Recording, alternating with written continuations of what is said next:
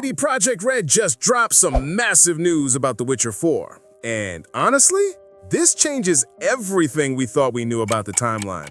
We're talking about a full trilogy, hundreds of developers already working on it, and a release window that might surprise you. Despite being nominated for Most Anticipated Game, Witcher 4 won't be showing up at the Game Awards this year. CDPR's co-CEO confirmed it themselves. No trailer, no teaser, nothing. Which actually tells us a lot about where they are in development. Stick around because I'm breaking down every confirmed detail, what this means for the future of the franchise, and why this might actually be the smartest move CDPR has made in years. Alright, let's start with the Game Awards situation, because people are genuinely confused about this. The Witcher 4 got nominated for Most Anticipated Game at the Game Awards 2025, which happens on December 11th. On paper, that sounds incredibly exciting, right? Major nomination at one of gaming's biggest events. Except, here's the twist. Mikhail Novakovsky, CD Projekt Red's co-CEO, came out publicly and flat out said they won't be showing anything new at the event. No world premiere trailer, no gameplay reveal, no cinematic teaser, absolutely nothing. Which actually tells us a lot about where they are in development. Now, before you get disappointed or frustrated, this is actually a really good sign for the game's quality. It means CDPR isn't rushing anything just to meet an arbitrary marketing deadline. They're not going to show us something half-baked or unfinished just to generate hype and social media buzz. Remember Cyberpunk 2077's disastrous launch back in December 2020? Yeah, they remember it too. That launch damaged their reputation significantly, cost them millions in refunds, and taught them some incredibly hard lessons about overpromising and underdelivering. This time around, they're playing it smart and conservative. When they finally do show us Witcher 4 gameplay or a proper trailer, it's going to be polished, optimized, and ready to blow our minds without any asterisks or caveats. The nomination itself proves the gaming community is absolutely hungry for this game. We all want it desperately, but CDPR knows better than anyone that managing expectations and delivering quality is more important than generating short-term hype. They're taking their time, being methodical, and honestly, that's exactly what this beloved franchise deserves after waiting so many years. CD Projekt Red currently has 447 developers working on The Witcher 4 right now. Let me repeat that number so it sinks in. 447 people. That's not a small indie team working out of a garage. That's not even a mid-sized studio. That's a full-scale AAA production machine firing on all cylinders. The Witcher 3 Wild Hunt had around 250 people working on it at its absolute peak during crunch periods, so they've nearly doubled the team size for this new project. This tells us two critical things about their approach. First, the scope and ambition of this game is going to be absolutely massive, probably bigger than anything they've attempted before. Second, they're dead serious about hitting their timeline without crunching their staff into the ground like they did during Witcher 3 and Cyberpunk 2077 development. And get this, they're building the entire game in Unreal Engine 5, which is a monumental shift for the studio. This is genuinely huge, because The Witcher 3 and Cyberpunk 2077 both use their proprietary in-house Red Engine technology. Switching to Unreal Engine 5 means they can tap into cutting-edge technology that's already been proven and battle-tested by Epic Games and other major studios. We're talking about revolutionary features like Nanite for insane geometric detail that renders millions of polygons in real time, Lumen for realistic global illumination and dynamic lighting, and all the next-gen rendering features that make games like the Matrix Awakens tech demo look genuinely photorealistic.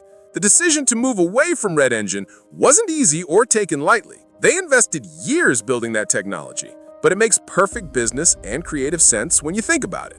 Unreal Engine 5 is constantly being updated, improved, and optimized by Epic Games and a massive community of developers. CDPR doesn't have to maintain their own engine infrastructure anymore, which frees up enormous resources and manpower to focus purely on game design, narrative storytelling, quest creation, and world building.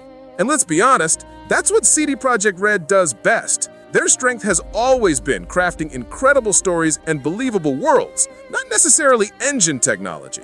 Now, here's where CDPR is thinking really long-term and strategic.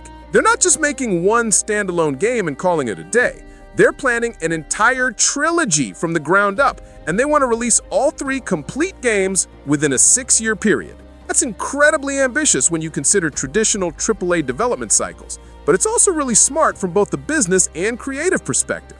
Think about the historical context here. The gap between Witcher 2, Assassin's Kings, and Witcher 3, Wild Hunt, was 4 long years. The gap between Witcher 3 and Cyberpunk 2077 was 5 years of development.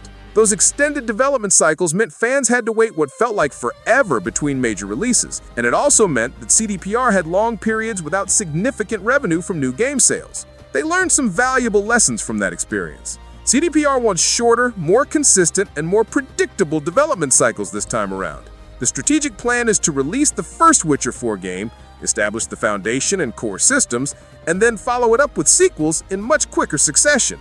We're talking about 2 to 3 years between each installment instead of the traditional 4 to 5 year gaps. How exactly are they pulling off this ambitious plan? By intelligently reusing the same engine architecture, the same core gameplay systems, the same technical foundation, and building iteratively on what they've already created rather than starting from scratch each time. It's essentially the same proven strategy that Rockstar Games brilliantly used with Red Dead Redemption 2, what Naughty Dog did successfully with The Last of Us Part 2, and what Insomniac has been doing with their recent Spider-Man and Ratchet & Clank games.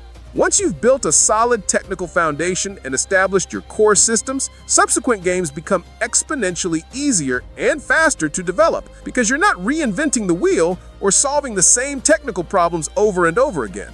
Mikhail Nowakowski explained this entire approach in detail during their quarterly investor calls and earnings reports. He specifically said they're focusing heavily on optimizing their open-world technology, streamlining their production pipelines, and creating reusable assets and systems so they can iterate much faster on future projects. Once the technical foundation is solidly built for the first game, the sequels become significantly easier to develop because the heavy lifting is already done. Let's talk realistically about when we're actually going to get our hands on this game, because managing expectations is crucial here. Based on everything CDPR has officially said in investor calls and public statements, the earliest we're realistically looking at is late 2027 or 2028 for the first game. And honestly, that's being somewhat optimistic given the complexity of modern AAA open world development.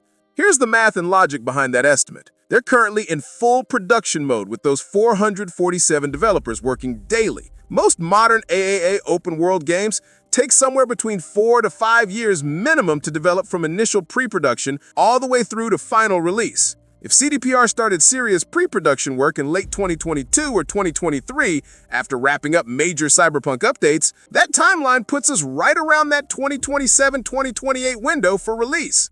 But there's another important factor we need to consider in this equation: Cyberpunk 2. CDPR has officially confirmed they're actively working on a full sequel to Cyberpunk 2077, codenamed Project Orion, and that game also won't release before 2027 according to their public statements. So they've got 2 absolutely massive flagship projects in simultaneous development. The good news is, they've genuinely grown as a studio and organization. They can realistically handle multiple major projects now without spreading themselves dangerously thin or compromising quality like they did in the past. My personal prediction based on industry patterns, we'll see the first proper Witcher 4 cinematic trailer sometime in 2026, probably at a major gaming event like Summer of Game Fest or the Game Awards 2026. Then the actual game launches in holiday 2027 or spring 2028. That's the ambitious 6-year trilogy timeline they're publicly aiming for.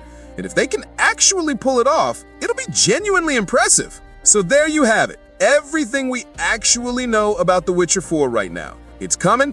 It's going to be absolutely massive in scope and ambition, and CDPR has taken their time to do it right this time. No Game Awards appearance this year, but that's completely fine. When they're finally ready to show us something substantial, it's going to be worth every second of the wait.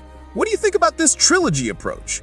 Are you hyped for Unreal Engine 5 Witcher? Drop your thoughts in the comments below. And if you want more daily gaming news and updates on Witcher 4, Cyberpunk 2, and all the biggest AAA titles, hit that subscribe button. I'll catch you in the next one.